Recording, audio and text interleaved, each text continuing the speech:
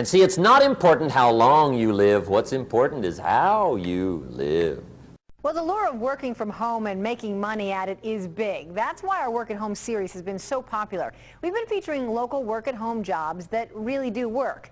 Today, meet a Cherry Hill mom who's made a go of it.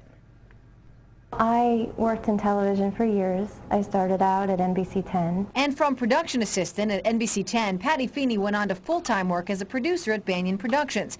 But long work days and the birth of her son forced her to make a change. After I had my son, I just never saw him anymore. I was giving him to the babysitter before dawn and picking him up after dark. So Patty found a way to work from home, because working from home gives her the time to raise her 4-year-old son and 2-year-old daughter. I think it's the best of all worlds because you do get to spend your life with your kids. I just love to talk with my kids. I love to see them develop. Advice for other moms who want to get into a work-at-home business? Research and just take a look and keep your mind open to find a different opportunity.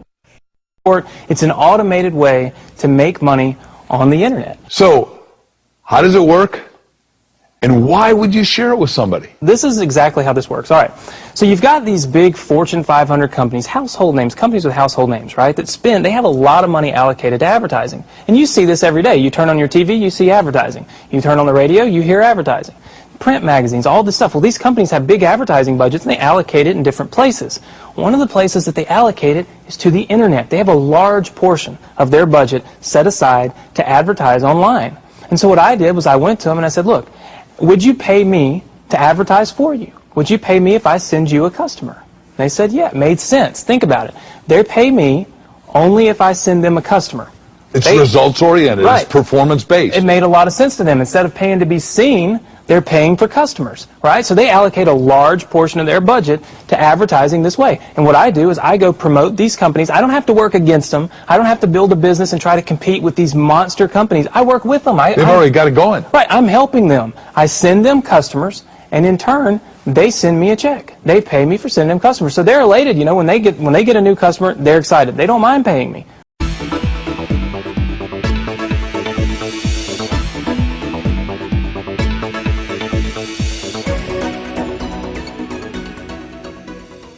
Hi, my name's PJ, and welcome to our short presentation.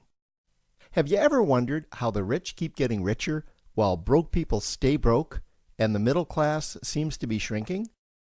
Well, this isn't nearly as mysterious as it may appear when you examine the specific differences in how broke people, the middle class, and the rich spend their money.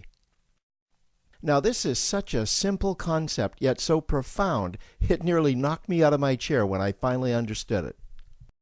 I'm going to show you exactly how the rich spend their money, and you can evaluate for yourself why they keep getting richer and the broke keep getting broker, and why the middle class remains so stressed out. Now, to get started, I'd like to review some financial terms we'll be using during this presentation. The terms that you need to be familiar with are cash flow, which means money you bring in, expenses, which means money you spend, assets. Now, this is the most confusing one. You're probably familiar with the traditional definition of an asset, which is something you own or have equity in. However, back in the 1990s, Robert Kiyosaki introduced us to a new definition of an asset in his groundbreaking Rich Dad, Poor Dad series of books. Robert taught us that an asset is something that pays you, and that's the definition we'll be using here. Liabilities is the last term, and it's defined as things that cost you money.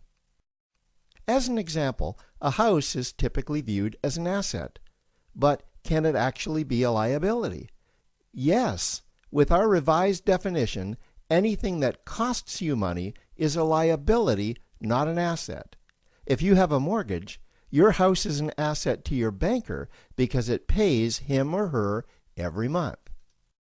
But could a house also be considered an asset to you?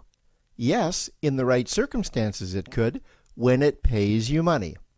Let's say you buy a house and you rent it out, and it paid you a positive cash flow every month after all expenses. That would then be considered an asset. Now, one more time with the terms, just to be very clear before we continue. Cash flow is money you make. Expenses, that's money you spend. An asset pays you, and a liability costs you. Now let's take a look at how broke people spend their money. Now, when I say broke people, I'm not referring to the destitute.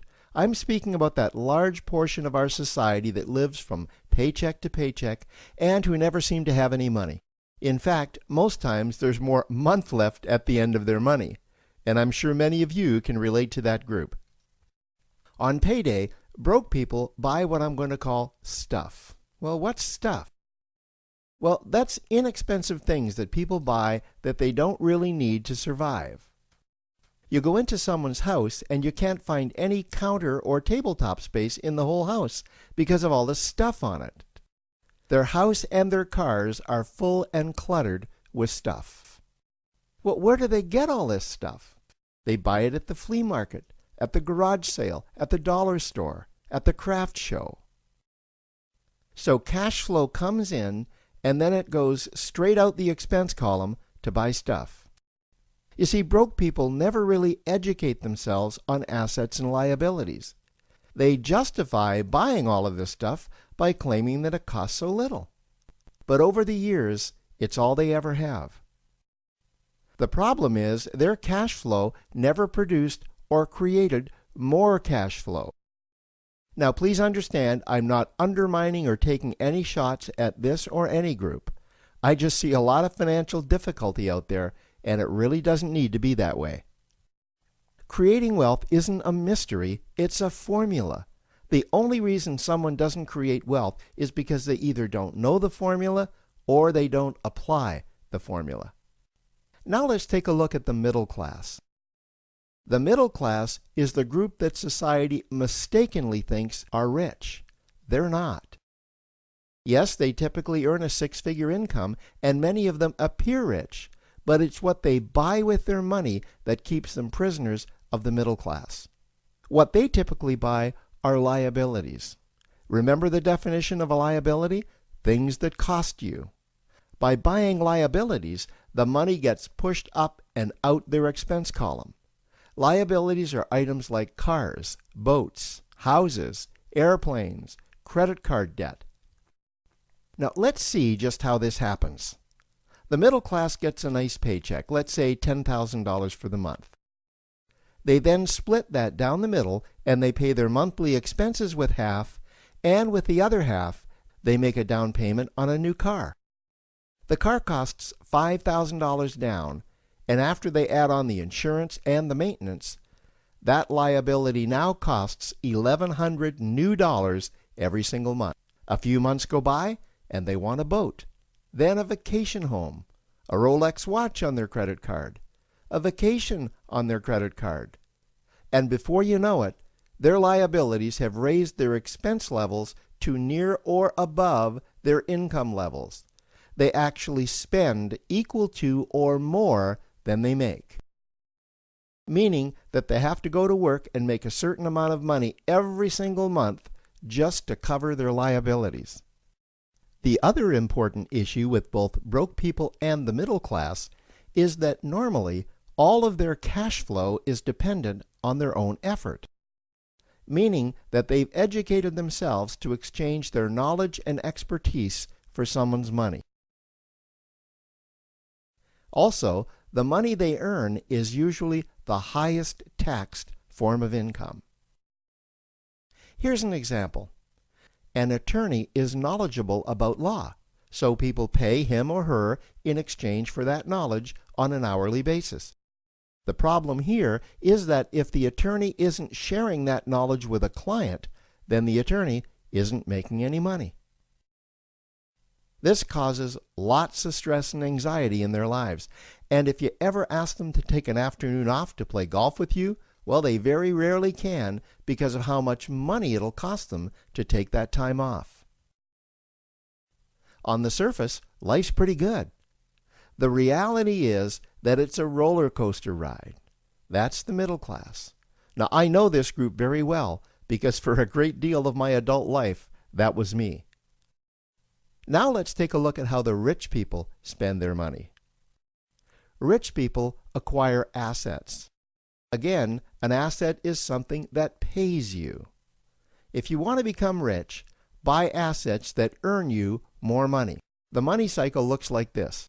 Acquire assets that produce cash flow, invest the profits to acquire more assets that produce more cash flow, invest those profits to acquire more assets that produce more cash flow. The rich spend their money and acquire things that produce more money. Here are a few examples of assets that produce more money. Investments are the obvious ones: stocks, bonds, real estate. Education is another asset. If you learn how to do something that produces more money for you and you actually do it, that's buying an asset. There's a great quote that goes, "If you think education is expensive, you should see how expensive stupidity is." Another example of assets you can acquire that pay you are cash-generating opportunities, especially those opportunities that can create a passive cash flow. Passive meaning that once you build it up, the money continues to flow whether you're still building it or not. Here's a small example. Let's suppose you bought a pinball machine and you put it in a barber shop, and you don't spend any of the profits. You save them until you can buy another pinball machine and put it in another barber shop. This, by the way, was Warren Buffett's first business. If you don't know who Warren Buffett is, he's one of the top 2 richest men in America. The rich are extremely eager to find those passive cash-generating opportunities because those opportunities continue to pay them month after month, year after year, long after they've stopped working the opportunity. You know, I see this happen again and again with successful entrepreneurs. They find a passive cash flow stream that they build up, and it continues to pay them month after month, year after year. They then take those profits and multiply them in another passive cash-generating opportunity, and then again in another. In conclusion, here's what I've learned over the years. You can't find these passive cash-generating opportunities unless you're open to hearing about them. Then, once you find them, you must be willing to see what fits you and then act. Now, the reason I say this is that I once answered a hokey little ad that I ended up generating 7 figures from, simply because I answered that ad and then took action. These opportunities are out there, you just need to find them. You also must be opportunistic enough that when the right situation does present itself, you don't miss it.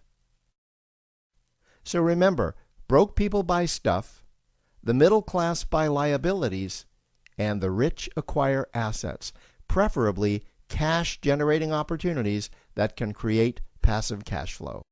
They then take that cash flow and invest it in another asset that produces more cash flow. That's the wealth creation formula. Now, I trust you found this introductory information helpful. Now, to learn about one of the greatest cash-generating machines on the planet, click on the link below to proceed to step 2. Give me yours! You can! You can! 5 more! 5 more! Come on, Brock! Come on! Don't quit! Don't quit! Come on, Brock! Well, the lure of working from home and making money at it is big. That's why our Work at Home series has been so popular. We've been featuring local work-at-home jobs that really do work. Today, meet a Cherry Hill mom who's made a go of it. I worked in television for years. I started out at NBC 10. And from production assistant at NBC 10, Patty Feeney went on to full-time work as a producer at Banyan Productions.